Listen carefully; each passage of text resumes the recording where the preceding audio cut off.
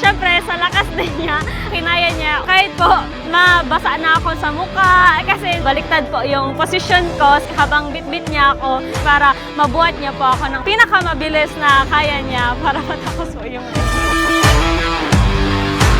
Siguro kada taon nakukuha ko na lang talaga yung tamang diskarte sa pagtakbo sa putik dahil bata pa lang ako sa amin. May pasan pang isang sakong palay. Tumatakbo ko talaga doon sa palayan na maputik. First of all, nagpapasalamat po ako kay Governor po kasi po nagpa-event sila ng maganda at free po ang registration, free po makasali po lahat. Kailangan niya lang po is dumating dito at enjoy lang po yung race.